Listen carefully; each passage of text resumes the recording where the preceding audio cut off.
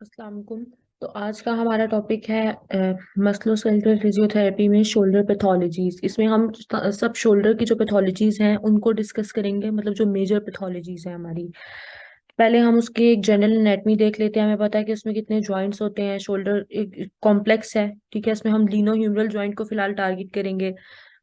यहाँ पर main muscles हमारे पास आ जाते हैं। अगर कोई भी मेजोरिटी यहाँ की जो पैथोलॉजीज हो रही है उसके अंदर ये मसल्स अफेक्ट होंगे। एक तो रोटेटर कफ हमारे पास आ गए, जो कि शोल्डर के ऊपर कफ बना रहे हैं, ठीक है। इसमें हमारे पास सुप्रास्पाइनेटस है, इंफ्रास्पाइनेटस है, टीरीस माइनर एंड सबस्कैपुलरिस है। ये इस तरह करके शोल्डर के ऊपर एक कफ टाइप बना रहे हैं कि वो प्रोटेक्ट कर रहे हैं जॉइंट को, कि वो जॉइंट डिसलोकेट भी ना हो सके, और अगर कोई भी प्रॉब्लम होता है तो फिर इन्हीं मसल्स के अंदर इनिशियली आता है। देन हमारे पास बाइसेप्स हैं। बाइसेप का हमें पता है कि एक इसका टेंडन जो है वो उसकी अटैचमेंट ग्लिनोइड फोसा के अंदर है, और दूसरी जो है वो बाइसेप्टल ग्रूव के ऊपर है, ठीक है। And then deltoid. कोई भी पैथोलॉजी होगी, इनमें से कोई मसल अफेक्ट होगा। अब हम रोटेटर कफ की पैथोलॉजीज पढ़ते हैं। रोटेटर कफ की पैथोलॉजीज में हमारे पास ये चीजें हैं कि टेंडनाइटिस है, बर्साइटिस है, इम्पिंजमेंट सिंड्रोम है, ठीक है, और टीयर्स है। टेंडनाइटिस हमारे पास क्या होगा कि रोटेटर कफ के टेंडन्स में इन्फ्लेमेशन हो रही है, ठीक है, तो वो स्वेल कर जाएंगे, वो टेंडनाइटिस होगा।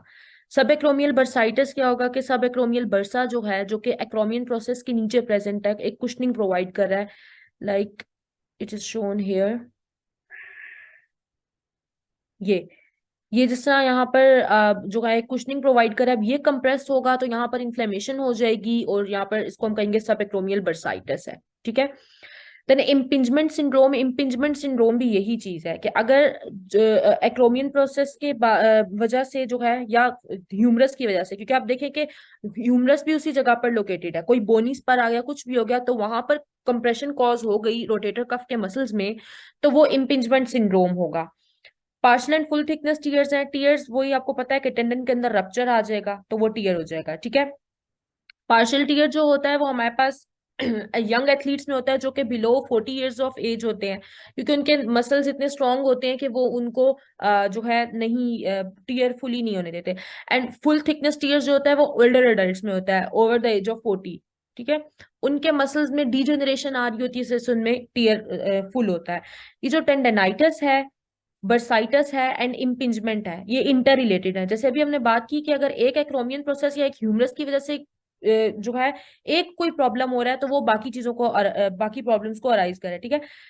एक्रोमियन प्रोसेस की वजह से हमारे पास सब एक्रोमियल बर्साइटस हो रहा है, या हम कह सकते हैं कि ह्यूमरस की वजह से हो रहा है। अगर बर्साइटस होगा तो वो प्रेशर डालेगा सारा रोटेटर कफ के टेंडन्स के ऊपर, क्योंकि इसके बिल्कुल नीचे जो है वो टेंडन्स प्रेजेंट होते हैं, तो वहां पर इन्फ्लेमेशन होगी और टेंडनाइटिस हो जाएगा।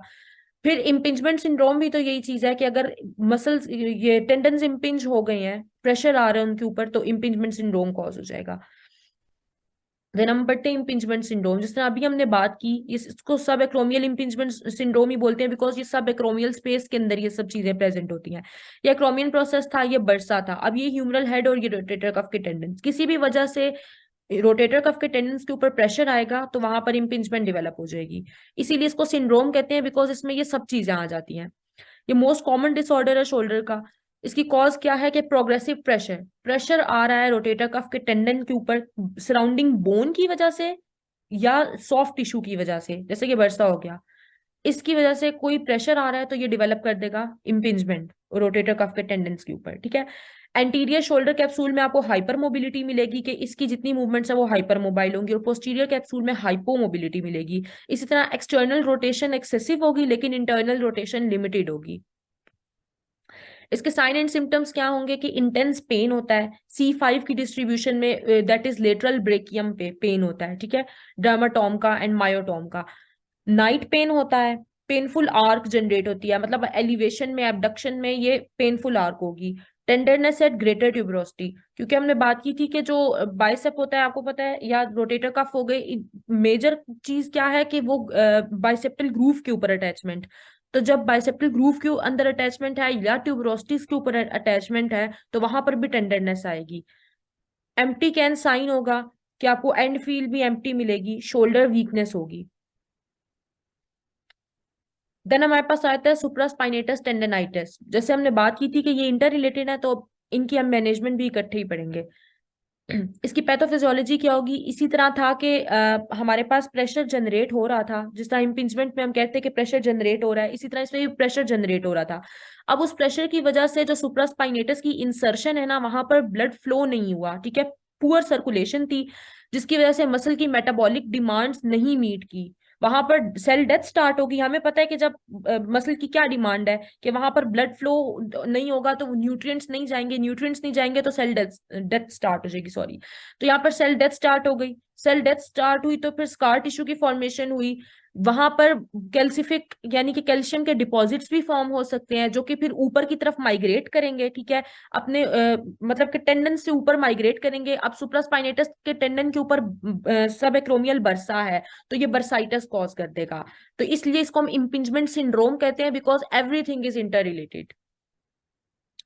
पुअर ब्लड फ्लो और कंटिन्यूअस स्ट्रेस आ रहा है, जिसकी वजह से हीलिंग नहीं हो रही है। हीलिंग नहीं होगी तो फिर क्रॉनिक कंडीशन होगी। अभी तो ये एक्यूट थी कि उसके ऊपर माइनर सेल डेथ स्टार्ट हुई है, मे बी ये हील कर जाए, लेकिन अगर उसको उसी वक्त ट्रीट ना किया गया तो वहां पर फिर ब्लड फ्लो नहीं होगा और फिर लॉन्ग वो उसमें हीलिंग नहीं होगी लॉन्ग ड्यूरेशन में, एंड क्रोनिसिटी हो जाएगी, क्रोनिक कंडीशन बन जाएगी। इसके अलावा फिर उसके रीअकरेंस के भी चांसेस होंगे। इसमें ट्रीटमेंट जो हम बेसिक देते हैं वो ट्रांसवर्स फ्रिक्शन मसाज है। ये फिर एक पिक्चर में है कि एक्रोमियन प्रोसेस है, स्वेलन बर्सा है। बर्सा में इन्फ्लेमेशन हुई, किस वजह से? सुप्रास्पाइनेटस के टेंडन की इन्फ्लेमेशन की वजह से बर्सा में इन्फ्लेमेशन हुई। फिर इसी वजह से इन्फ्लेम्ड बाइसेप्स टेंडन, बाइसेप्स का टेंडन भी इन्फ्लेम हो गया। हमें पता है ये भी ग्लिनॉइड फोसा के अंदर से आ रहा होता है, ठीक है। तो जब ये इंटर रिलेटेड है, एक चीज इन्फ्लेम होगी, अगर उसको ट्रीट नहीं किया जाएगा वो क्रोनिक कंडीशन बनेगी और उसमें सब चीजें इन्फ्लेम हो जाएंगी। अच्छा, इम्पिंजमेंट और टेंडनाइटिस की हम एग्जामिनेशन किस तरह करेंगे? हिस्ट्री क्या है कि पेशेंट हमारे पास आएगा तो उसको वो कहेगा कि मुझे जो लेफ्ट सॉरी जो लेटरल ब्रेकियल रीजन है ना, वहां पर मुझे शार्प ट्विंजेस की तरह का पेन फील हो रहा है, शार्प पेन होगा, ठीक है, यानी कि जो कि लेटरल साइड बनती है आर्म की। वो ओवरहेड एक्टिविटीज नहीं परफॉर्म करेगा, शर्ट नहीं पहन सकेगा, जैकेट्स नहीं पहन सकेगा, ठीक है। और वो आपको ये नहीं कहेगा कि मुझे सडन पेन अराइज हुआ है, ग्रेजुअल है, आहिस्ता आहिस्ता अराइज हो रहा है, ठीक है। ऑब्जर्वेशन हम इसकी कैसे करेंगे? सबसे पहली चीज होती है उसमें पोस्चुरल असेसमेंट। अब पेशेंट आ रहा है तो आपने देखना है कि उसका हेड फॉरवर्ड तो नहीं है, उसके शोल्डर्स राउंडेड तो नहीं है, जो स्कैपुला के ऊपर स्पाइन होती है, स्पाइनस प्रोसेस, वो फ्लैट हुई हुई होगी, ठीक है, क्रोनिक केसेस में।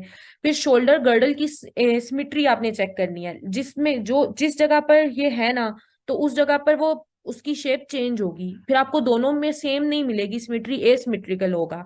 एंटाल्जिक पैटर्न वो अडॉप्ट कर रहा होगा फंक्शनल यूज में। फॉर एग्जांपल उसने जैकेट पहननी है ना, तो उससे उसका बाजू वो ओवर हेड एक्टिविटीज नहीं कर पा रहा, वो अपनी आर्म नहीं रेज कर सकता, इस वजह से वो एक एंटाल्जिक मूवमेंट पैटर्न अडॉप्ट करेगा कि वो किसी तरह अपना फंक्शनल यूज के लिए अपनी आर्म को यूज कर सके, ठीक है। देन इंस्पेक्शन में हम देखेंगे ए ट्रॉफी, मसल्स की ए ट्रॉफी तो नहीं स्टार्ट हो गई, ठीक है, क्योंकि ओवर यूज सॉरी आप जब उसको यूज नहीं करते हैं तब वो उसमें डिस यूज ए ट्रॉफी स्टार्ट हो जाती है। पेन है, पेशेंट यूज नहीं करेगा आर्म को। पेल्पेशन, जब हम पेल्पेट करते हैं तो हमें जो है हम टेम्परेचर चेक कर सकते हैं। अगर इन्फ्लेमेशन है तो आपको पता है कि उसका टेम्परेचर रेज्ड होगा, ठीक है। इसके अलावा आप टेंडरनेस को चेक कर सकते हैं शोल्डर।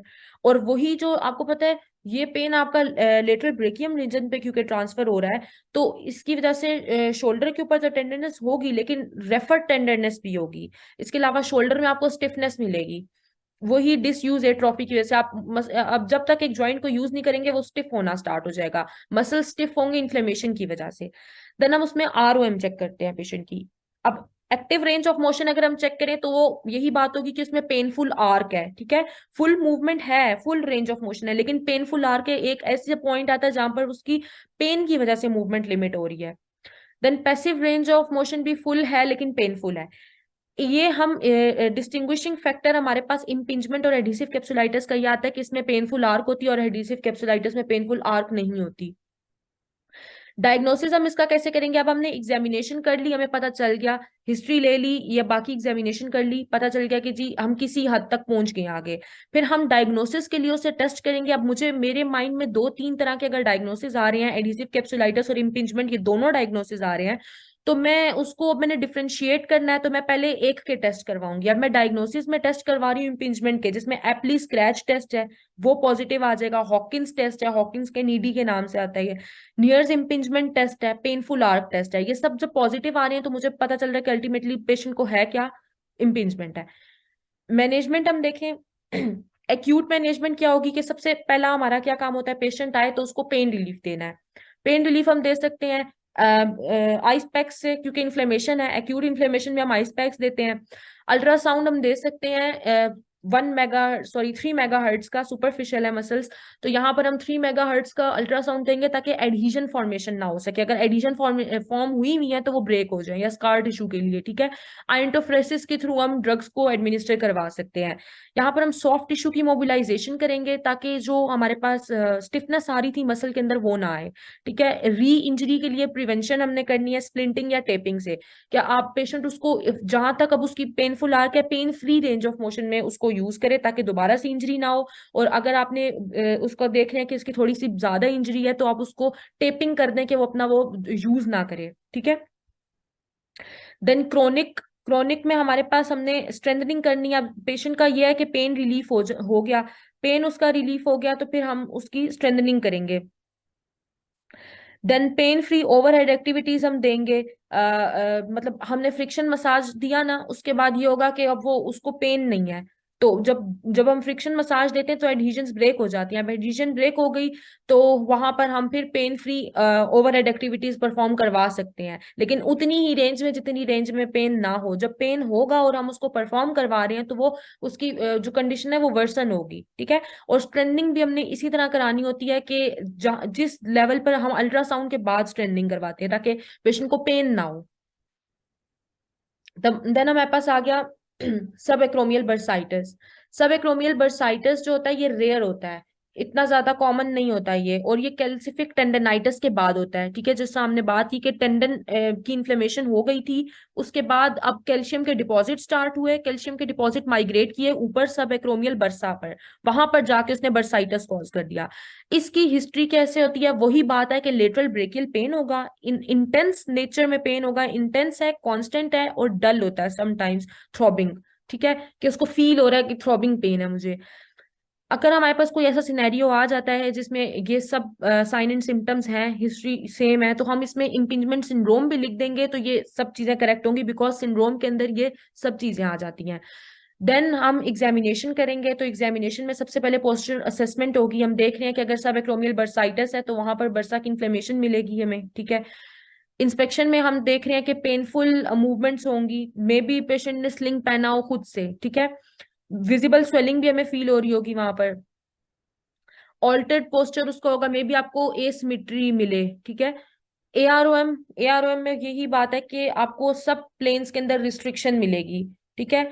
एलिवेशन में पेन होगा, पेनफुल आर्क होगी, ठीक है। पीआरओएम क्या है कि रिस्ट्रिक्टेड है लेकिन नॉन कैप्सुलर पैटर्न में, यानी कि एबडक्शन और एलिवेशन में ये आपको रिस्ट्रिक्शन नहीं मिल रही है, वैसे जो है ओवरऑल पेन से रिस्ट्रिक्टेड है। एम्प्टी एंड फील होगी, यानी कि पेन की वजह से क्योंकि रिस्ट्रिक्टेड है तो आपको कोई एंड फील नहीं हो रही है, आप वहीं तक मूव करवा रहे हैं जहां तक उसको पेन होता है, ठीक है। अब पेन स्टार्ट हुआ, हमने उसकी मूवमेंट रोक दी तो वहां पर हमें कोई एंड फील तो नहीं मिल रही, so that is empty and feel. इसकी मैनेजमेंट हम किस तरह करेंगे कि हमने पहले तो एक्यूट इन्फ्लेमेटरी प्रोसेस को रिजॉल्व करना है, आइस से हम करेंगे, ठीक है। अगर एक्यूट कंडीशन है और अगर 72 आवर्स हो गए हैं कंडीशन को और तब पेशेंट आ रहा है तो हम वहां पर सुपरफिशियल हीट यूज करेंगे। आर्म को हमने सपोर्ट करना है, ठीक है। मैनुअल थेरेपी हम इसकी करेंगे कि सॉफ्ट टिश्यू टेक्निक्स यूज करेंगे, मोबिलाइजेशन एंड मैनिपुलेशन, मैनिपुलेशन तो नहीं, मोबिलाइजेशन टेक्निक्स हम यहाँ पर यूज करेंगे। आरओएम को मेंटेन करेंगे, ठीक है, पेंडुलम एक्सरसाइजेस से। ग्रेड 1-2 की ज्वाइंट मोबिलाइजेशन करवाएंगे ग्लीनो ह्यूमरल ज्वाइंट की। देन एक्सरसाइज और होम प्लान हम इसमें यूज कर सकते हैं, एक्टिव रेंज ऑफ मोशन या active assisted range of motion in pain free range, ठीक है। यहाँ पर रिपीटिशंस जो है वो ज्यादा होंगी लेकिन रेजिस्टेंस कम होगी, दैट इज लोड कम होगा, ताकि डेल्टॉइड की को कॉन्ट्रेक्शन ना हो सके। इसके अलावा क्रायोथेरेपी हम यूज करेंगे आइस, पोस्ट एक्सरसाइज हम यूज करेंगे और प्री एक्सरसाइज हम हीट यूज करेंगे। रिकवरी इसकी 2 स्टेजेस की होती है, मतलब एक्यूट स्टेज थी अगर आपकी तो आप उसको फ्यू डेज के लिए प्रॉपर मेजर्स से प्रॉपर ट्रीटमेंट दे के आप उसको रिकवर कर सकते हैं, ठीक है। एक्यूट स्टेज में क्या होता है कि जब आप रेस्ट पर हैं तो आपको पेन नहीं होगा, सिर्फ मूवमेंट करते हुए पेन होगा, और आपका जो पेन है ना वो लेटरल ब्रेकियल रीजन पे लोकलाइज होगा, वो ऊपर नीचे नहीं जा रहा है, और आप जो है आर्म को एटलीस्ट 90 डिग्री फ्लेक्शन और एबडक्शन पे एलिवेट कर सकते हैं, ठीक है। यहाँ पर एलिवेशन में इतना ज्यादा कोई खास प्रॉब्लम नहीं है। क्रोनिक स्टेज में क्या है कि क्रोनिक इन्फ्लेमेटोरी प्रोसेस है ना, यहाँ पर इन्फ्लेमेशन ज्यादा बढ़ गई है, ठीक है। तो जब तक हम उसको रिजॉल्व नहीं करेंगे तो हमारा बाकी का वो नहीं होगा। एक्यूट स्टेज में कम इन्फ्लेमेशन है, क्रोनिक स्टेज में हमें पता है कि जब एक दफा क्रोनिक स्टेज हो गई इसका मतलब है वहां पर ज्यादा सेल डेथ हो चुकी है, इन्फ्लेमेटरी प्रोसेस वहां पर बढ़ चुका है, ठीक है। अल्ट्रासाउंड हम वहां पर यूज करेंगे सब एक्यूट और क्रोनिक स्टेज में, ठीक है। वहां पर लोकल हीट भी दे सकते हैं कि ब्लड फ्लो इंक्रीज हो। इन्फ्लेमेटोरी मार्कर्स जो हमें पता है प्रोस्टाग्लैंडिन्स वगैरह होते हैं, जब ब्लड फ्लो इंक्रीज होगा एक मसल से तो वहां से ये सारे इन्फ्लेमेटोरी मार्कर्स रिमूव हो जाएंगे। फिर वहां पर आरओएम भी फुली रिजॉल्व हो जाएगी, ज्वाइंट प्ले और स्ट्रेंथ स्ट्रेंथ जो है वो भी मसल की वापस आ जाएगी। आरओएम एक्सरसाइजेस हम यहाँ पर परफॉर्म करवा सकते हैं, पैसिव मोबिलाइजेशन या एक्टिव एक्टिव मोबिलाइजेशन हम परफॉर्म करवा सकते हैं, एंड स्ट्रेंथनिंग एक्सरसाइजेस हम करवा सकते हैं। देन बाइसेप्टल टेंडिनाइटिस आ गया। बाइसेप्टल टेंडिनाइटिस क्या है कि जो बाइसेप्स का टेंडन है ना जिसकी इंसर्शन हुई हुई है बाइसेप्टल ग्रूव में, वहां पर उसके अंदर इन्फ्लेमेशन हो गई। ये टू टाइप्स का होता है। प्राइमरी बाइसेप्टल टेंडिनाइटिस जो है, देखें हमारे हमने अभी बात की थी ना कि जो बाइसेप्स का उसकी अटैचमेंट जो है वो ग्लिनोइड फोसा के अंदर है, और जो सेकंड है वो ह्यूमरस के ऊपर है इंसर्शन, ठीक है। अब ये दो तरह का होता है। जो प्राइमरी बाइसेप्टल टेंडिनाइटिस होता है ना, इसमें क्या है कि tendinitis specific to inter tubercular groove, ठीक है। ये जो बाइसेप्टल ग्रूव है यहाँ पर सिर्फ यहीं पर टेंडिनाइटिस है, ठीक है, कोई किसी और पैथोलॉजी के साथ एसोसिएटेड नहीं है। और जो सेकेंडरी होता है वो किसी और पैथोलॉजिक प्रोसेस के साथ जो है वो हम कह सकते हैं कि एसोसिएटेड है। जिस तरह के इम्पिंजमेंट सिंड्रोम की हमने बात की थी या रोटेटर कफ डिजीज, वही चीज थी उसकी हमने बात की थी, ये उसकी वजह से जो हो रहा है वो हमारे पास सेकेंडरी में आता है। रिपीटेटिव ओवर यूज की वजह से होता है ये pitchers, racket sports players and swimmers, इन इन लोगों में। अब आपको पता है कि जितनी भी अभी तक हमने चीजें पढ़ी हैं ये सब ऐसे ही प्लेयर्स में होती हैं जिनके ओवरहेड एक्टिविटीज परफॉर्म करनी होती हैं। इसमें हमारे पास इम्पेयरमेंट्स होती हैं एक्यूट स्टेज पर। जो है वो क्या इम्पेयरमेंट होगी, जो एक्यूट स्टेज होती है वो सिवियर कंडीशन होती है बिकॉज उसमें पेन ज्यादा होता है, ठीक है। स्केपुला की प्रोट्रैक्शन ज्यादा हो रही है, आप कोई चीज लिफ्ट नहीं कर सकते, आपको पेन हो रहा है, ठीक है। ओवरहेड एक्टिविटीज या रीचिंग में आपको पेन होगा। शोल्डर आप फ्लेक्स नहीं कर सकते, लेटरली रोटेट नहीं कर सकते या एक्सटेंड नहीं कर सकते। पेन की रिस्ट्रिक्शन आ रही है, ठीक है। पेनफुल बाइसेप्स ब्रेक आए, जब वो पेनफुल है तो इसका मतलब है आप उन्हें यूज नहीं कर रहे, तो वहां पर वीकनेस आएगी, ठीक है। Tenderness to palpation over bicipital groove, वही बात, टेंडन के ऊपर अगर आप पेल्पेट करेंगे तो आपको वहां पर टेंडरनेस मिलेगी। देन सब एक्यूट कंडीशन आ जाएगी। सब एक्यूट जो होती है वो मॉडरेट होती है क्योंकि वहां पर पेन थोड़ा सा जो है वो कम होता है। अब यहाँ पर स्ट्रॉन्ग कॉन्ट्रेक्शन होती है बाइसेप्स ब्रेकाई की, लेकिन जब वो कॉन्ट्रैक्ट करा तो आपको पेन फील हो रहा है, ठीक है। अगर आप शोल्डर फ्लेक्शन करवा रहे हैं resisted with elbow fully extended, ठीक है, तो आपको तब पेन फील होगा। रेजिस्टेड शोल्डर हॉरिजेंटल एडक्शन में पेन हो रहा है, ठीक है, जब 90 डिग्रीज मूवमेंट हो रही है। अब सब एक्यूट कंडीशन में हमारे पास अपर क्वाड्रेंट की को एग्जिस्टिंग इम्पेयरमेंट्स भी आ जाती हैं, जिस तरह के अब हमारे पास ग्लिनो ह्यूमरल कैप्सुलर टाइटनेस हो जाएगी, posterior glenohumeral capsular tightness. Upper limb nerve tension generate हो जाएगी, स्कैपुला की मेल अलाइनमेंट होगी, और मसल फ्लेक्सिबिलिटी और स्ट्रेंथ डेफिसिट आना स्टार्ट हो जाएंगे, मसल की फ्लेक्सिबिलिटी भी डिक्रीज हो जाएगी, ठीक है। ये चीजें जो है ना अपर लिम्ब की अपर क्वाड्रेंट की जो इम्पेयरमेंट्स है ये सब एक्यूट स्टेज में आएंगी, क्योंकि अब जाहिर सी बात है डिजीज प्रोग्रेस कर गई है। एक्यूट स्टेज में थी तो वहां पर सिर्फ आपको एक जगह पे जो हमारे पास बाइसेप्टल टेंडन था वहां पर, बाइसेप्स का सॉरी टेंडन था वहां पर आपको सिर्फ ये सब चीजें मिल रही थी। लेकिन अब सब एक्यूट है यानी कि क्रोनिक फेज में जा रही है, तो आपको फिर इसके अलावा भी इसमें प्रॉब्लम्स मिलेंगे। इसको हम एग्जामिन किस तरह करेंगे, सबसे पहले हम इसकी ऑब्जर्वेशन करेंगे, मसल बल्क चेक करेंगे। अब जो हमारे पास बाइसेप्टल टेंडिनाइटिस क्रोनिक केसेस का होता है ना, उसमें क्या होता है कि जो मसल का जो टेंडन है वो फुली रप्चर हो गया है, ठीक है। अब वो रप्चर हो गया फुली, जब रप्चर हो जाएगा तो आपका जो बल्क है मसल का वो डिस्टली चला जाएगा क्यूबिटल फोसा की तरफ, ठीक है। जिसका इस पिक्चर में नजर आ रहा है ये पोपोई डिफॉर्मिटी होती है, ठीक है। अगर आपका फुली नहीं हुआ रप्चर, कुछ फाइबर्स या कुछ जो है वो कुछ हद तक वो रप्चर हुआ है, तो फिर आपका बल्क वगैरह नहीं फील होगा, वैसे इन्फ्लेमेशन होगी। एडीएल के पैटर्न्स को हम चेक करेंगे। अब जाहिर सी बात है कि मसल के अंदर इतनी ज्यादा इन्फ्लेमेशन चल रही है तो उसमें activities of daily life affect होंगी। वो एंटाल्जिक पैटर्न्स अडॉप्ट कर रहा होगा या मे भी अपने मसल को यूज ही ना कर रहा हो। इंस्पेक्शन में हम इकाइमोसिस, टेम्परेचर, ये चीजें चेक करेंगे, ठीक है। एकाइमोसिस होता है कि हमारी स्किन की जो है वो वहाँ पर ड्राई मिलेगी एंड रेड मिलेगी, उसका टेक्सचर चेंज हो जाएगा। टेम्परेचर रेज्ड होगा यहाँ पर, इसके अलावा मे भी हमें यहाँ पे स्वेलिंग मिले, ठीक है, विजिबल स्वेलिंग। देन पैल्पेट करेंगे तो हमें पेन फील होगा बाइसेप्टल ग्रूव के ऊपर, ठीक है, इसी तरह टेंडरनेस भी फील होगी और मसल के क्रेपिटस भी फील हो रहा होगा हमें। देन हम ROM चेक करेंगे, तो एक्टिव रेंज ऑफ मोशन क्या होगा इसमें कि अगर आप शोल्डर की इंटरनल या एक्सटर्नल रोटेशन कर रहे हैं तो उसमें पेन हो रहा है, मतलब पेनफुल आर्क होगी, लेकिन 80 डिग्रीज पे पेनफुल आर्क आएगी जब आप पाम्स को जब आपकी पाम्स जो है ना वो स्काई फेस कर रही होंगी, ठीक है। पैसिव रेंज ऑफ मोशन में हमारे पास पैसिव स्ट्रेचिंग होगी बाइसेप्स की, ठीक है, वो पेनफुल होगी। एक्टिव स्ट्रेचिंग तो हम परफॉर्म ही नहीं करा सकते, और पैसिव स्ट्रेचिंग जो होगी वो पेनफुल होगी, बाकी रेंज ऑफ मोशन कंप्लीट होगी उसकी। अच्छा, मैनेजमेंट इसकी कैसे है, रप्चर पर डिपेंड करता है। अगर रप्चर है तो फिर हम जो है वो सर्जरी कर सकते हैं, ठीक है, सबलक्सेशन या डिसलोकेशन के लिए सर्जरी करेंगे। Repair of transverse humeral ligament and tenodesis in younger and athletic patients, ठीक है, वहां पर टेंडन का रिपेयर हो सकता है जब अगर रप्चर है तो। अगर रप्चर नहीं है तो फिर नॉर्मल इन्फ्लेमेशन है तो हमें पता है कि हम उसमें आइस यूज करेंगे, 1 वीक का रेस्ट देंगे, एनसिड्स यूज करेंगे to decrease the pain and inflammation, ठीक है। फ्रिक्शन मसाज हम करते हैं लॉन्ग हेड ऑफ टेंडन का। इसके अलावा स्ट्रेंथनिंग करवाते हैं इंटरनल और एक्सटर्नल रोटेटर्स की, क्योंकि हमने भी बात की थी कि इंटरनल और external rotators active range of motion में उनमें वीकनेस आई हुई थी, इस वजह से वो हो रहा है।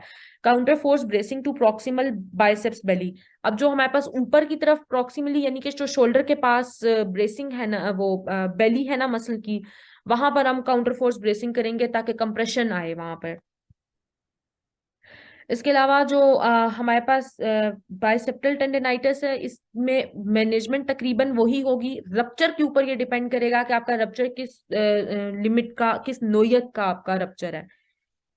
फिर हम आ जाते हैं ग्लिनो ह्यूमरल इंस्टेबिलिटी के ऊपर। ग्लिनो ह्यूमरल इंस्टेबिलिटी क्या है कि ग्लिनोइड फोसा जो है और ह्यूमरल हेड जो है, किसी वजह से इन दोनों का फंक्शन में कोई इंस्टेबिलिटी आ गई है, ये ज्वाइंट अब स्टेबल नहीं है, क्योंकि हमें पता है कि ये ज्वाइंट हमारा काफी स्टेबल होता है, लेकिन अब ऐसी कोई चीज है जिसकी वजह से इसमें इंस्टेबिलिटी कॉज हो गई है।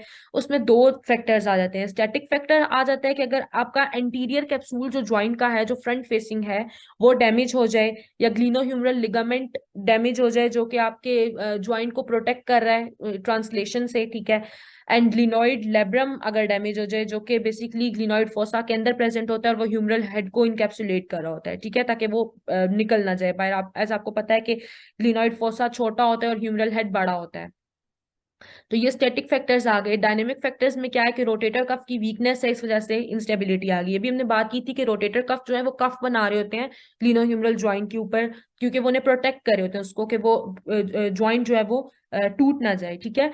अब ये जो इंस्टेबिलिटी है इसको हम दो कैटेगरीज में डिवाइड कर सकते हैं, ठीक है। एक तो ट्रॉमेटिक होती है और एक ए ट्रॉमेटिक होती है, जिसे हम एक्वायर्ड भी बोलते हैं, ठीक है। ट्रॉमेटिक क्या होगी? ट्रॉमेटिक वो होती है कि अगर कोई ट्रॉमा कॉज हो गया उस वजह से हो रही है, और ए ट्रॉमेटिक वो है कि जिसकी आपको कॉज नहीं पता कि क्या उसकी कॉज है, वो आपने एक्वायर की है बस। हम एम्ब्री लीजन से ए ट्रॉमेटिक को याद रखते हैं और टब्स लीजन से ट्रॉमेटिक को याद रखते हैं। अब एम्ब्री लीजन्स क्या होगी? ये निमोनिक है इसका। A for a traumatic, A traumatic है तो वो मल्टी डायरेक्शनल होगी, उसमें किसी एक डायरेक्शन में नहीं है लीजन, ठीक है। देन बायलेटरल है, दोनों साइड्स पर है। रिहेबिलिटेशन इसकी हेल्पफुल होगी, और इसमें हम सर्जरी को इतना फ्रीक्वेंटली यूज नहीं करते हैं, ठीक है। बायलेटरल का मतलब ये है कि दोनों शोल्डर्स पे है अगर ए ट्रॉमेटिक है। अगर ट्रॉमेटिक है तो उसको हम टब्स लीजन बोलेंगे, दैट इज ट्रॉमेटिक है तो वो यूनी डायरेक्शनल है, एक डायरेक्शन में हो रही है।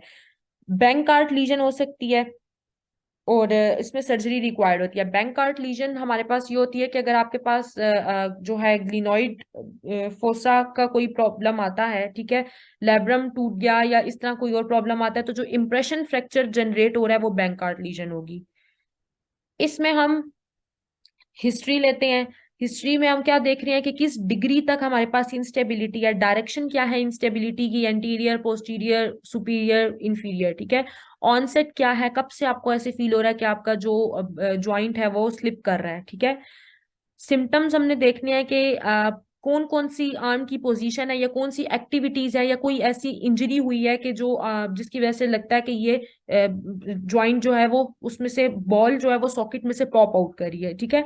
Slipping out of the joint momentarily but going back into place spontaneously, ठीक है। सबलक्सेशन है कि अगर निकल रहा है लेकिन वापस अंदर खुद ही चला जाता है। कोई मैं मूवमेंट परफॉर्म करी हूँ ओवरहेड तो वो जो है ह्यूमरल हेड वो इनस्टेबल था क्योंकि तो वो बाहर आ गया एंड देन खुद ही वापस वो अपनी पोजीशन पे चला गया। यहाँ पर एप्रीहेंशन टेस्ट हमारे पास पॉजिटिव आता है। अगर हमारे पास ट्रॉमेटिक लीजन है तो एंटीरियर इंस्टेबिलिटी होगी ज्वाइंट की, जो भी हमने बात की कि डायरेक्शन क्या होगी इंस्टेबिलिटी की, तो ट्रॉमेटिक लीजन है तो एंटीरियर इंस्टेबिलिटी होगी। ए ट्रॉमेटिक है तो वो मल्टी डायरेक्शनल होगी, ठीक है। पोस्टीरियर डिस्प्लेसमेंट लेकिन इसमें कॉमन होती है। न्यूरोलॉजिकल कंडीशंस जो होगी जिस तरह के स्ट्रोक होती है उसमें इंफीरियर इंस्टेबिलिटी कॉमन होती है, ठीक है।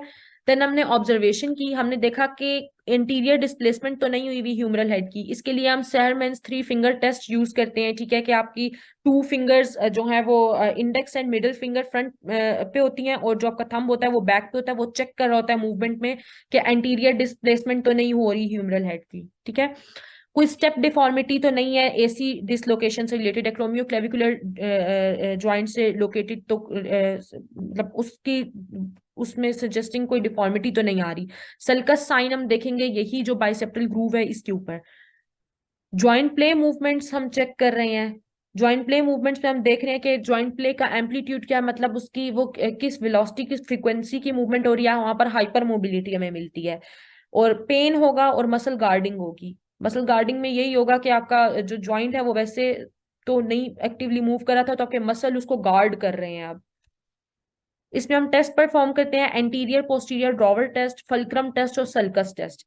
एंटीरियर पोस्टीरियर ड्रॉवर टेस्ट जो होता है उसमें ये होता है कि आप आर्म को ह्यूमरल हेड को एंटीरियर और पोस्टीरियर ड्रॉ करके देखते हैं कि आपका अगर एंटीरियरली फिक्सेट हो रहा है इसका मतलब है कि पोस्टीरियर डिसलोकेशन थी, अगर पोस्टीरियरली फिक्सेट हो रहा है ग्लिनोइड फोसा के अंदर तो इसका मतलब है एंटीरियर डिसलोकेशन थी। देन फल्क्रम टेस्ट होता है और सल्कस टेस्ट होता है। मैनेजमेंट हम इसकी किस तरह करेंगे, पहले तो स्ट्रेंथनिंग एक्सरसाइजेस करवाते हैं रोटेटर कफ की, बिकॉज ये एक्यूट और क्रॉनिक कंडीशन वाला इसमें केस नहीं होता। इसमें हमें सिर्फ इंस्टेबिलिटी मिल रही है, मे भी पेन हो, ठीक है, लेकिन इसमें हमने डायरेक्ट रोटेटर कफ की स्ट्रेंथनिंग करवानी है अगर हमारे पास ये सेकेंडरी है तो। फिर स्केपुला की स्टेबलाइजेशन करवाएंगे। हमने न्यूरोमस्कुलर कंट्रोल को इनहेंस करना होता है, ठीक है। पीएनएफ टेक्निक्स परफॉर्म करवाएंगे, क्लोज चेन एक्सरसाइजेस करवाएंगे ताकि को कॉन्ट्रेक्शन फैसिलिटेट हो और वहां पर स्ट्रेंथनिंग आए। फ्लेक्सिबिलिटी ट्रेनिंग करवा रहे हैं, शोल्डर के स्टेबलाइजेशन प्रोग्राम करवा रहे हैं, ठीक है, कि शोल्डर स्टेबलाइज होगा तो ये इंस्टेबिलिटी खुद ही चली जाएगी। यहाँ पर सॉफ्ट टिश्यू और जॉइंट मोबिलाइजेशन जो है वो हम मस्ट करवाते हैं क्योंकि जब जाहिर सी बात है वहां पर इंड्योरेंस ट्रेनिंग होगी ना, अगर हम सॉफ्ट टिश्यू और जॉइंट को मोबिलाइज कर रहे हैं मसल की स्ट्रेंथ भी इंक्रीज होगी और इंड्योरेंस भी इंक्रीज होगी, तो फिर वीकनेस चली जाएगी और उसकी वजह से स्टेबल हो जाएगा जॉइंट। देन हमारे पास आता है एडहीसिव कैप्सुलाइटिस। एडहीसिव कैप्सुलाइटिस का नाम से पता चल रहा है कि एडहीजन फॉर्मेशन हो रही है कैप्सूल के अंदर, ठीक है। कैप्सूल जो है वो इन्फ्लेम हो रहा है। Capsular tightening at the shoulder हम इसे बोलते हैं। ये विमेन में कॉमन होता है और मिडिल एजिड पीपल में कॉमन होता है, ठीक है। ओल्डर पर्सन में भी हो सकता है और ये स्केप्लो ह्यूमरल मेल अलाइनमेंट होती है इसमें, ठीक है। जैसे कि थोड़ा सा काइफोसिस में भी होता है कि स्केप्लो ह्यूमरल मेल अलाइनमेंट हो रही है, इसकी कोई स्पेसिफिक कॉज नहीं होती। अब हमें पता है कि एडिसिव कैप्सुलाइटिस के 3 फेजेस होते हैं, ठीक है।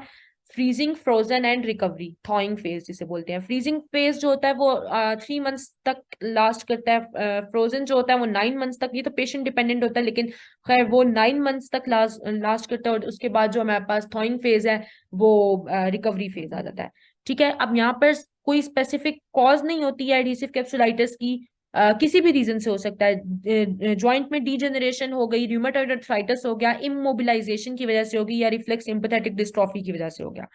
इसमें इम्पेयरमेंट्स हमारे पास क्या आती है कि पेशेंट जो है वो अपने हेयर कॉम्ब नहीं कर सकेगा, उसको ओवरहेड एक्टिविटीज में पेन होता है, ठीक है। इसके अलावा इसे नाइट पेन होता है जब वो अपनी उस आर्म के ऊपर जो है वो रोल करता है।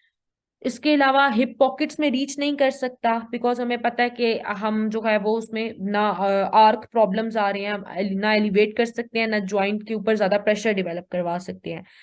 हमें एंड पे हम ये देखते हैं कि तकरीबन एबडक्शन 90 डिग्रीज तक जो है पेशेंट लूज करता है, फ्लेक्शन 60 डिग्रीज तक, एक्सटर्नल रोटेशन भी 60 डिग्रीज तक और इंटरनल रोटेशन भी 45 डिग्रीज तक। बाय द टाइम पेशेंट आपके पास आता है, फिजियोथेरेपिस्ट के पास आता है, उसके अंदर ये सब चीजें ऑलरेडी हो चुकी होती है, उसने इतनी रेंज ऑफ मोशन अपनी लूज कर ली होती है। तो हम जब ये टेस्ट परफॉर्म करवाते हैं तो हमें पता होता है कि अब इतनी डिग्रीज की एबडक्शन, इतने डिग्रीज की फ्लेक्शन, इतने डिग्रीज की एक्सटर्नल और इंटरनल रोटेशन ये पेशेंट लूज कर चुका है। देन हम इसकी हिस्ट्री लेते हैं, सेम हिस्ट्री होगी कि लेटरल ब्रेकियल रीजन का पेन होता है C5 और C6 का, कांस्टेंट डल एक होता है to pain felt only during activities, ठीक है, ग्रेजुअल पेन होगा लेकिन कांस्टेंट और डल एक है।